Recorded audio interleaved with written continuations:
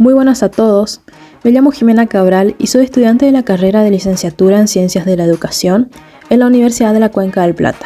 Y esto es un podcast creado para la asignatura de Nuevas Tendencias en Didáctica y Currículum. Hoy vamos a hablar de un tema clave en educación, el currículum. ¿Sabías que detrás de lo que se enseña en las aulas hay décadas de debates, teorías y hasta batallas ideológicas?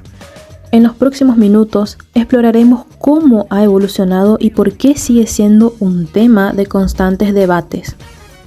Los invito a trasladarnos históricamente, es decir, vamos a imaginarnos que es 1918 y Estados Unidos está saliendo de la Primera Guerra Mundial. Y nos encontramos con el primer personaje que vamos a mencionar en nuestro análisis, quien es Franklin Bobbitt, un pedagogo americano, quien escribe el primer libro sobre currículum, pero lo piensa como si fuera un manual de instrucciones para fabricar trabajadores eficientes. Sí, podemos pensarlo como una receta industrial. ¿Cuál era el problema? Que los alumnos no son máquinas. Por suerte, nos encontramos con otro personaje que quizás les parezca más conocido por su nombre, que es John Dewey, quien le responde que la educación no es para entrenar para la fábrica, sino que es aprender a vivir en democracia. Y así es como empieza el debate que sigue hasta el día de hoy. Podemos analizar la siguiente pregunta. ¿El currículum debe ser un plan rígido o un espacio abierto? Vamos a explorarlo a continuación.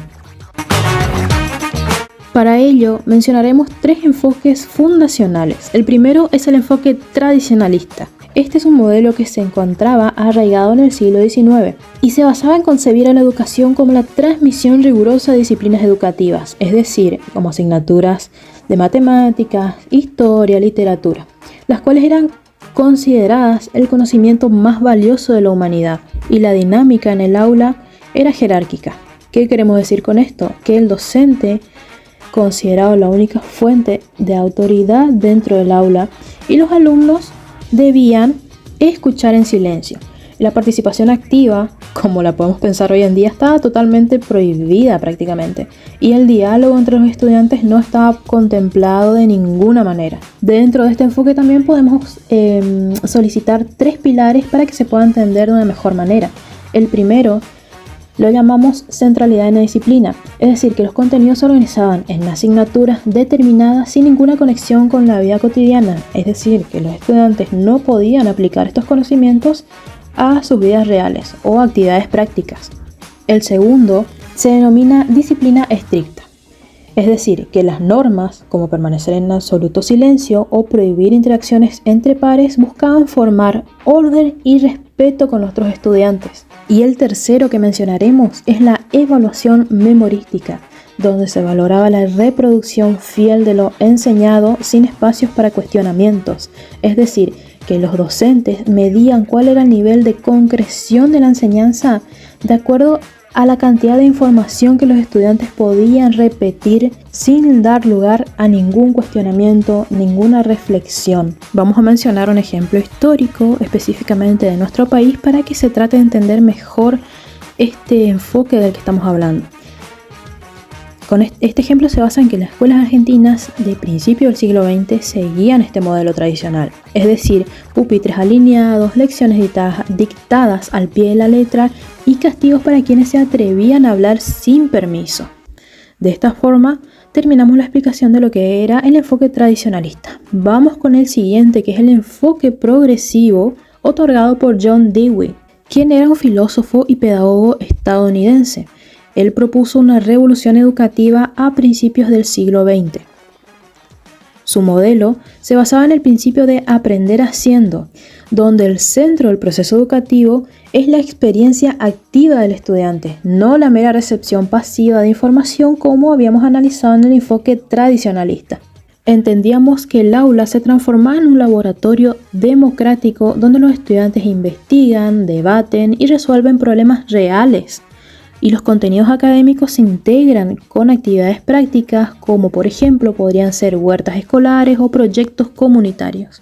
Lo que hacía Dewey era criticar a la educación tradicional porque la consideraba desde su punto de vista artificial y desconectada de la vida real. Para él, la escuela debía ser una sociedad en miniatura que se encargara de preparar para la participación ciudadana. Y ahora vamos con el tercer enfoque, que fue de Bubit, quien creía que diseñar un currículum era como planificar una receta industrial. Cada paso debía ser preciso, medible y repetible. Para él, la escuela tenía que funcionar como una cadena de producción, donde los objetivos eran como piezas estandarizadas, predeterminadas, definidas desde arriba, como por ejemplo proviniendo de empresarios o del gobierno, según las necesidades de la economía de ese momento. Recordemos que nos encontramos en un contexto donde Estados Unidos se encontraba saliendo de la Primera Guerra Mundial. En este enfoque, los alumnos eran considerados como materia prima, que el sistema debía moldear en trabajadores competentes. Los docentes actuaban como operarios, donde su éxito se medía por cuántos alumnos alcanzaban los objetivos predeterminados. Entonces, ¿cuál era el problema de este modelo? Es que convertía la educación en un proceso mecánico, ignorando que los estudiantes son personas con contextos, emociones, creatividad y necesidades. Hoy sabemos que aprender no es como ensamblar un tornillo, no todos avanzan al mismo ritmo ni deben terminar igual al mismo tiempo. Este enfoque, que se encontraba influenciado por el contexto industrial post Primera Guerra Mundial, lo que hacía era priorizar la formación de mano de obra calificada por sobre el desarrollo integral del individuo, es decir, que no le daba importancia a su desarrollo individual. Estas tres visiones chocaron por décadas, hasta que en los años 70 nos encontramos con otro aporte, que se denomina la crítica sociológica. Aquí es donde nos tenemos que ubicar en los años 70, donde investigadores como Basil Bernstein, un sociólogo británico, reveló algo fundamental, que el currículum podemos decir que nunca es neutral, ya que su diseño refleja decisiones profundas sobre qué conocimientos se consideran válidos y cuáles quedan marginados, es decir, cuáles son los que quedan afuera de esta estructura. Esto tiene consecuencias reales. ¿Por qué? Porque cuando un sistema educativo se enfoca en priorizar un único dialecto o forma de conocimiento, está jerarquizando culturas y, sin decirlo abierta o explícitamente, está excluyendo otras formas de saber. Otro ejemplo práctico que podemos mencionar es que en Argentina, al establecer como correcto solo el español estándar de las élites urbanas, el currículum lo que hace automáticamente es invisibilizar las lenguas indígenas, transmitiendo un mensaje implícito sobre qué identidades son valoradas. Lo mismo ocurre con saberes prácticos o comunitarios que rara vez podemos verlos aparecer en los documentos oficiales. Pero aún hay más. Mencionamos al sociólogo Mariano Narodowski, que es un docente argentino, había demostrado que más allá de los prescriptos, podemos decir que los estudiantes aprenden lógicas ocultas, como por ejemplo calcular faltas para aprobar, si toman eso como un tema de prioridad para ellos en vez de darle la misma prioridad a los contenidos que se les enseñan, ¿sí? Que calcular las faltas para aprobar terminan siendo más relevantes que los contenidos formales. Esto nos obliga a preguntar, ¿el currículum está cumpliendo su función democratizadora o está reproduciendo desigualdades? En esta parte es donde mencionamos lo que es el término de currículum oculto, el cual no es una teoría, que no tiene un sustento teórico. Vamos con un último personaje a mencionar, quien es Michael Apple, un pedagogo estadounidense. Él demostró con un estudio revelador, dándonos un ejemplo para entender sus estudios, dentro de un jardín de infantes donde la maestra enseñaba sin decir una palabra cuáles eran los comportamientos que valían. Por ejemplo, esta maestra premiaba niños quietos que seguían rutinas sin cuestionar, como por ejemplo no tocar materiales aunque estuvieran a la vista o enfrente de ellos. Por otro lado, lo que castigaba era la curiosidad, como cuando una niña olvidó cuál era su armario correspondiente y fue humillada públicamente por la propia maestra dentro de su aula de clases enfrente de los estudiantes. O sea, no podemos imaginarnos siquiera una situación así en la actualidad.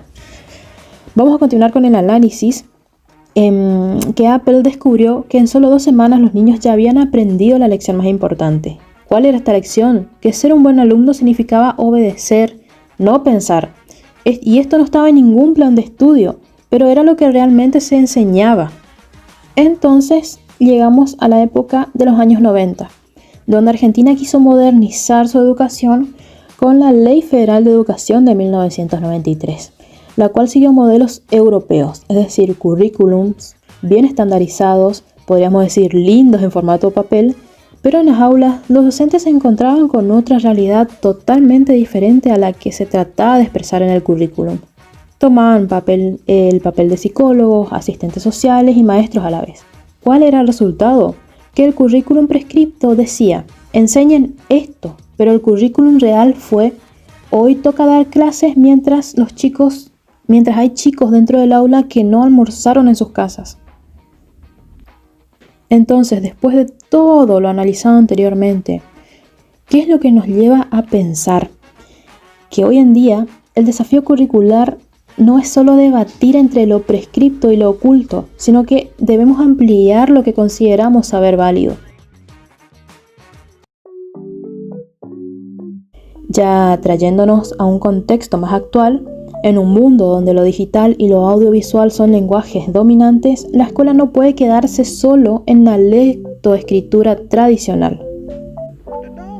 En esta parte es donde haremos mención sobre un término que apareció durante el análisis de nuestra bibliografía, que es el de la alfabetización digital crítica. ¿Qué quiere decir esto?